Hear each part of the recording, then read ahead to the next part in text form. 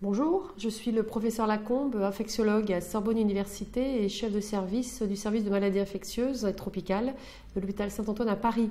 Et je vais aujourd'hui vous parler de vaccination anti-Covid-19 dans les maladies auto-immunes et auto-inflammatoires rares.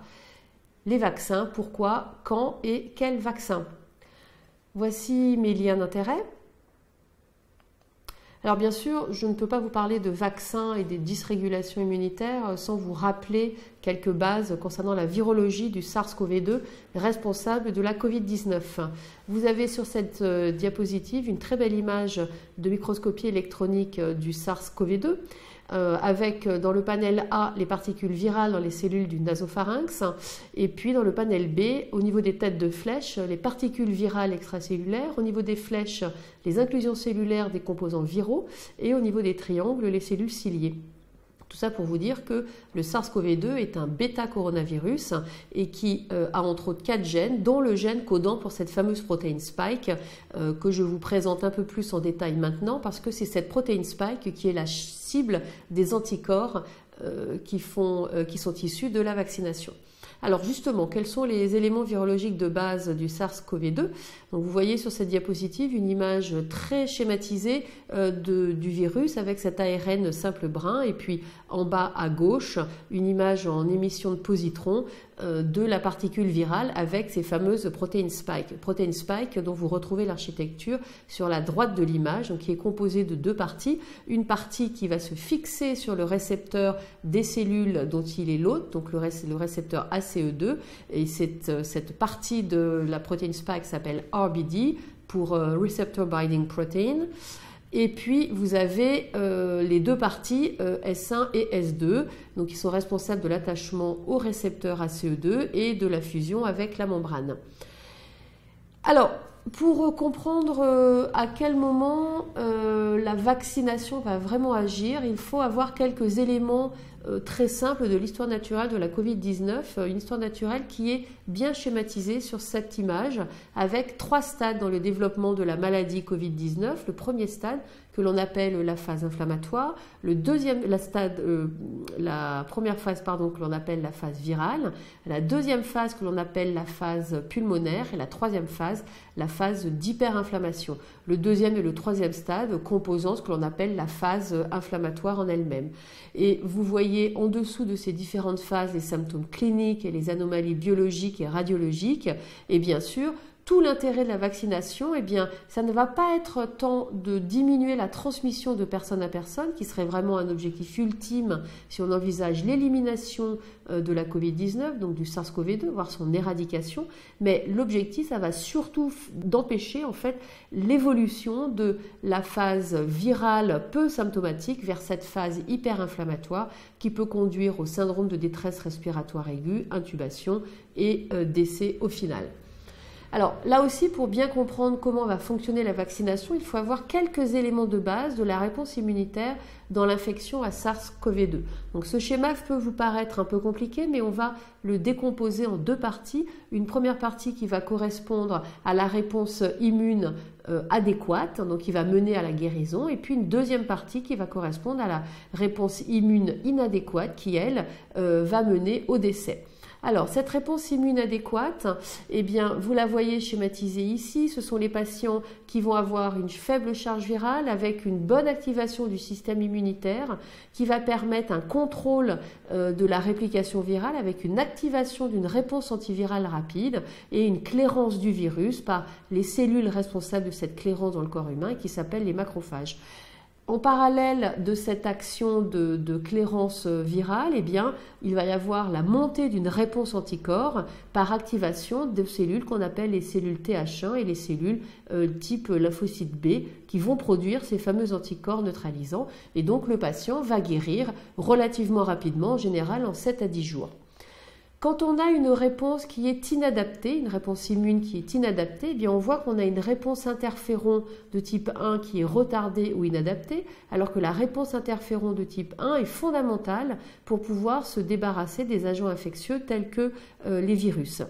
Il peut y avoir une mort cellulaire endothéliale avec une fuite, une extravasation de liquide par les capillaires sanguins, une suractivation avec un épuisement au final des cellules T et des cellules NK, et une accumulation de macrophages qui va entraîner cette fameuse tempête cytokinique qui va être responsable du syndrome de détresse respiratoire aiguë au niveau des poumons, avec un dommage pulmonaire qui peut être irrémédiable et conduire au décès. Et c'est vrai que quand on a une altération de cette réponse immunitaire, par exemple quand on prend des traitements immunosuppresseurs dans le cadre de certaines maladies inflammatoires, eh bien on peut avoir des facteurs de risque qui vont conduire à une hospitalisation et une forme grave de Covid-19.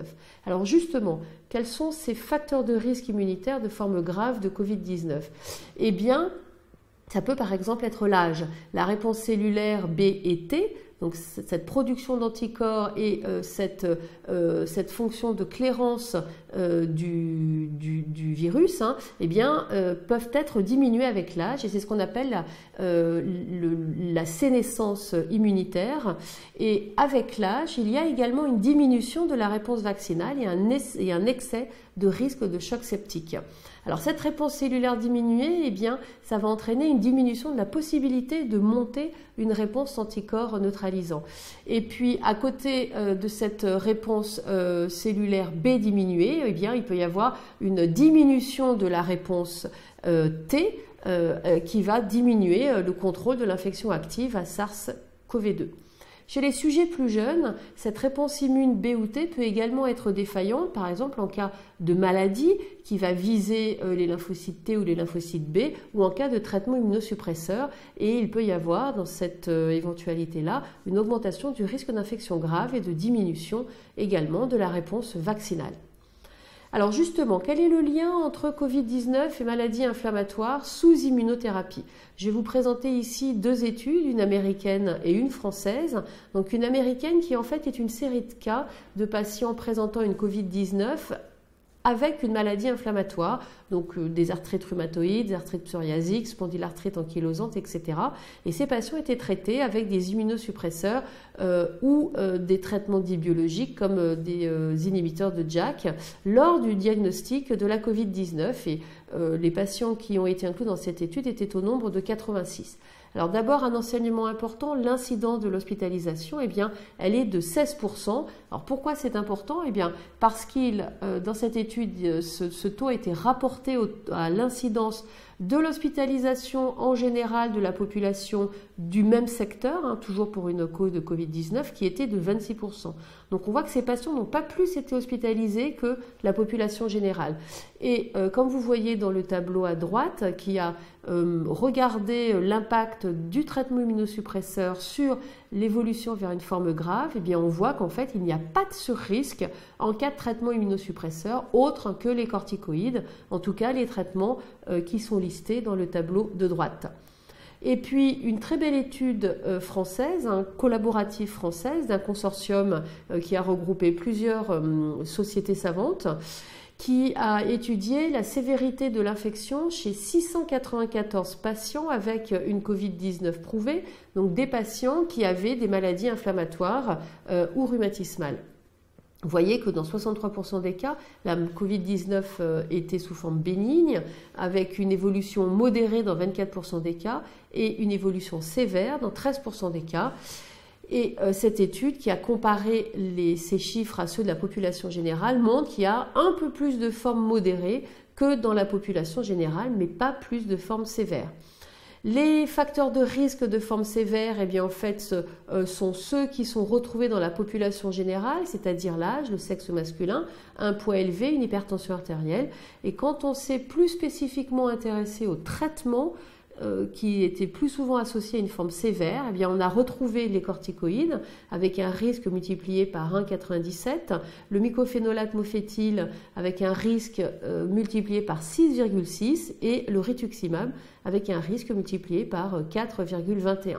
Mais là également, comme dans la série de cas de New York, on n'a pas rapporté de sur-risque de décès quand on comparait cette cohorte de patients avec maladie rhumatismale inflammatoire hospitalisés à une cohorte de patients sans ce type de pathologie et également hospitalisés.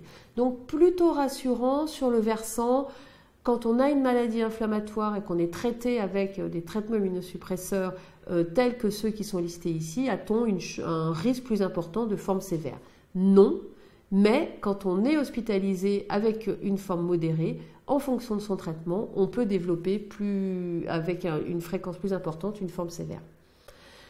Alors, maintenant que je vous ai donné quelques notions de virologie, de fonctionnement du système immunitaire et de l'impact d'une maladie rhumatismale ou une maladie inflammatoire sur l'évolution de la Covid-19, je vais revoir avec vous les candidats vaccins et comment peut-on choisir un vaccin quand on est porteur d'une maladie inflammatoire.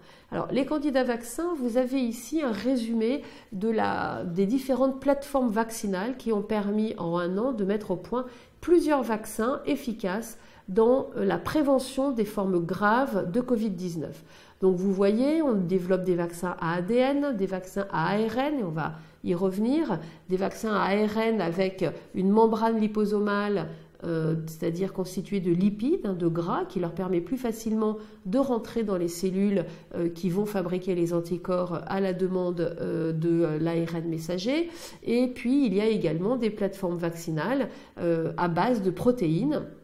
Et vous voyez sur le schéma de droite synthétiser ces différentes formes vaccinales qui sont par exemple les plateformes à vecteur viral non réplicant, à vecteur viral réplicant ou directement à virus activé ou atténué. Et vous avez à droite tous les candidats vaccins, donc le nombre de candidats vaccins par type de plateforme. Donc vous voyez par exemple 12 vaccins sont en développement de type ADN, une vingtaine de type ARN, quelques-uns, donc 2 de type vivant atténué, 8 de type inactivé, 44 vaccins protéiques, 16 vaccins à vecteur viral non réplicant, 14 vaccins à vecteur viral réplicant et puis d'autres types de plateformes vaccinales qui sont en cours de développement. Évidemment, parmi tous ces vaccins, très peu arriveront en fin de course, c'est-à-dire après avoir passé les phases de développement précliniques chez l'animal 1, 2 et 3. Je vais plus spécifiquement me focaliser sur les vaccins qui sont actuellement à disposition du grand public. Et je vais commencer par les 2 vaccins à ARN messager qui ont été commercialisés à la fin du mois de décembre 2020. Le premier vaccin est celui dont on a beaucoup entendu parler, qui est ce fameux vaccin Pfizer, qui a été développé en collaboration avec la boîte de biotechnologie BioNTech. La boîte de biotechnologie BioNTech ayant développé le vaccin ARN messager et Pfizer ayant participé à son développement clinique. Donc la description, c'est un vaccin qui se compose de 2 doses, une dose que l'on donne au premier jour et une dose au 21e jour chez des sujets qui avaient plus de 12 ans.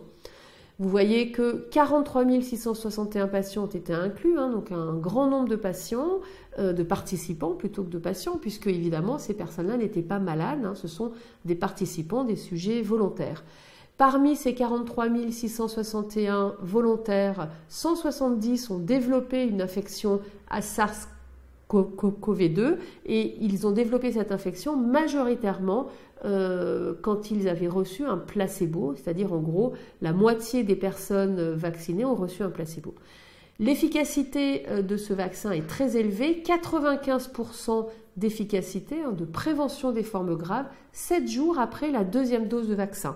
Et dans les analyses secondaires, on a pu montrer une efficacité de ce vaccin à 94% chez les patients âgés, donc plus de 65 ans, et 9 des 10 cas sévères sont arrivés dans le groupe placebo.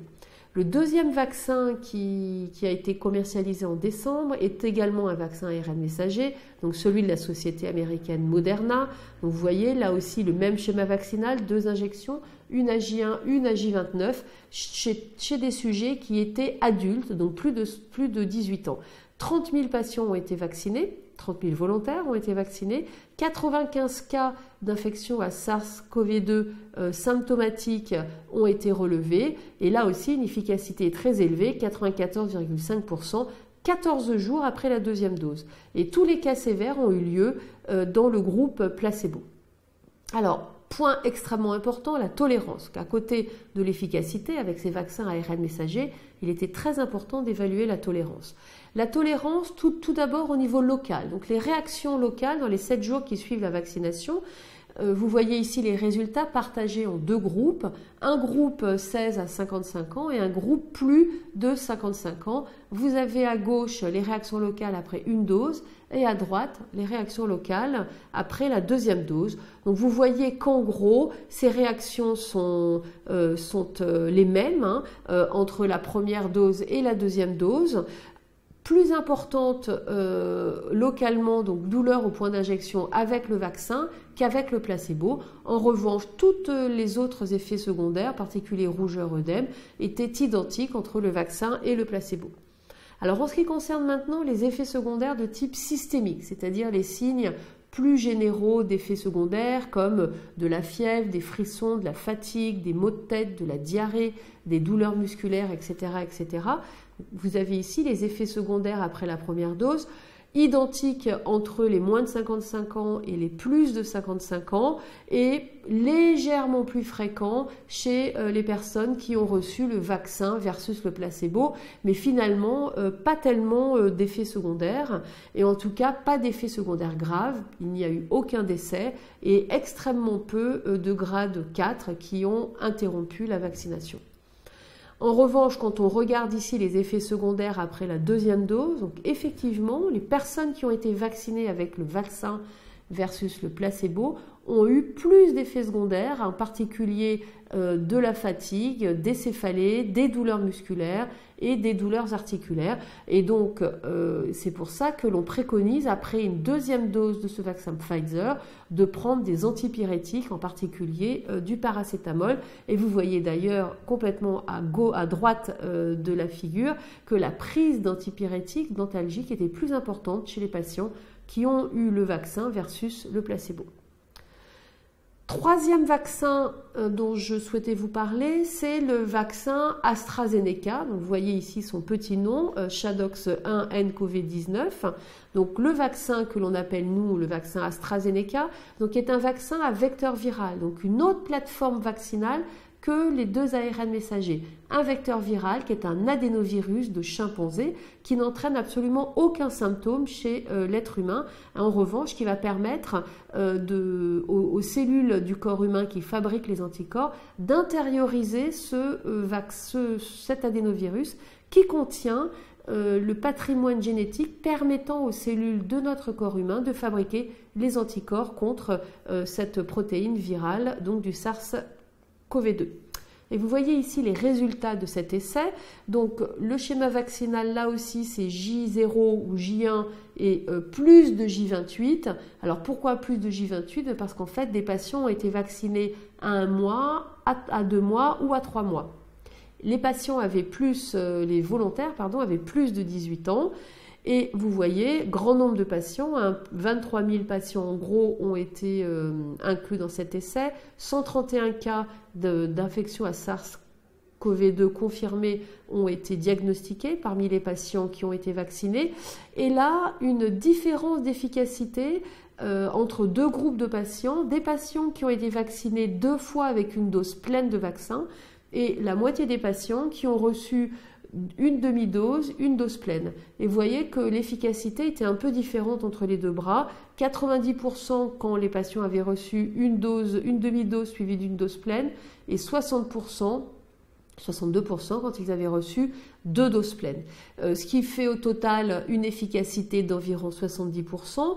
Alors avec des chiffres qui sont un peu moins nets qu'avec les 2 vaccins ARN messagers. Et c'est pour ça qu'il y a de nombreuses études complémentaires en cours avec ce vaccin AstraZeneca. En tout cas, pas d'effets secondaires importants, je ne vous les ai pas rapportés dans cette diapositive, mais rien de plus que ce qui a été noté avec les 2 vaccins ARN messager, et peut-être d'ailleurs un peu moins de réactions systémiques qu'avec les 2 autres vaccins. Et vous voyez, pas d'hospitalisation ni de cas sévères rapportés chez les personnes qui ont été vaccinées versus le placebo. Alors, un enjeu majeur que l'on voit tout de suite avec ces essais, c'est qu'il n'y a aucune donnée spécifique sur l'efficacité, la tolérance de ces vaccins dans les maladies inflammatoires ou les maladies auto-immunes.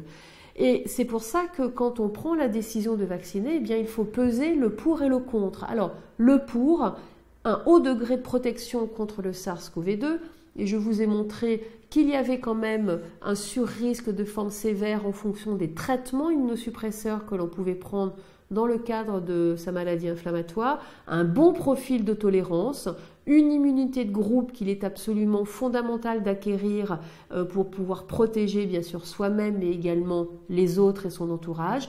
Et c'est ce qu'on appelle la responsabilité sociale, la démarche altruiste de protection globale de la population, parce que quand on est soi-même vacciné, on fait soi-même barrière au virus et on protège son environnement.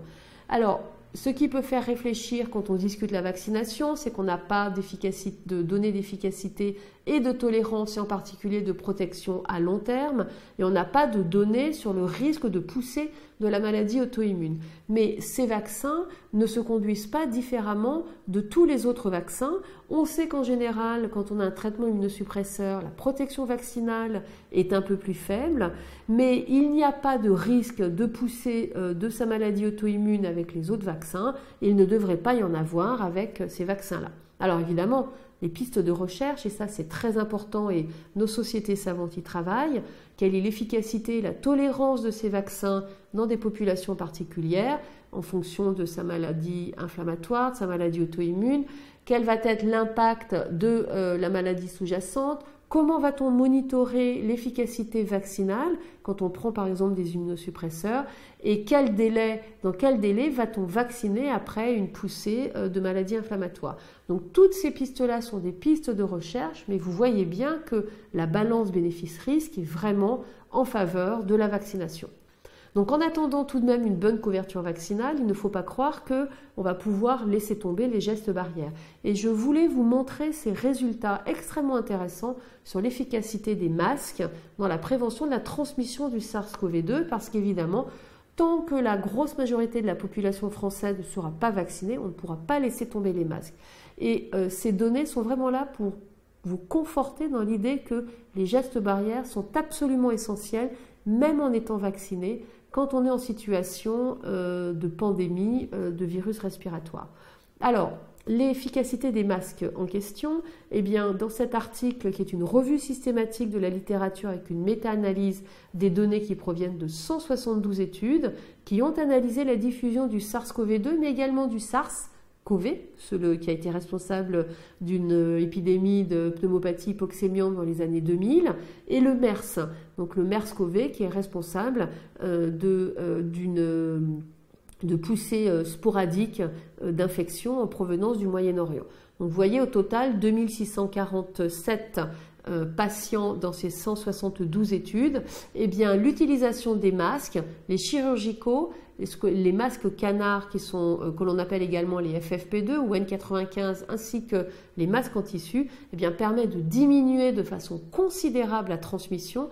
Donc vous voyez une baisse de 85% du risque de transmettre le virus quand on porte le masque versus quand on ne le porte pas, avec dans cette méta-analyse une meilleure efficacité des masques FFP2 et chirurgicaux, mais pas de différence entre les deux. Et puis à droite, je vous rapporte une autre étude qui, elle, s'est intéressée à l'excrétion de coronavirus chez les adultes et chez les enfants avec une infection respiratoire aiguë. Donc ce ne sont pas que le SARS-CoV-2, mais également tous les autres coronavirus qui donnent les rhumes banals hivernaux. Eh bien, le virus était détecté dans les gouttelettes respiratoires de 3 des 10 échantillons prélevés chez des patients sans masque versus 0 des 11 échantillons prélevés avec masque. Vous voyez une différence qui tend vers la significativité. En revanche, quand on s'intéresse au virus détecté dans les aérosols, donc ces microparticules en suspension dans l'air, eh bien, on avait du virus chez 4 des 10 échantillons collectés chez ces mêmes participants sans masque, alors qu'on ne retrouvait pas d'aérosolisation de virus chez les 11 échantillons des patients qui portaient des masques. Et là, la différence était bien significative.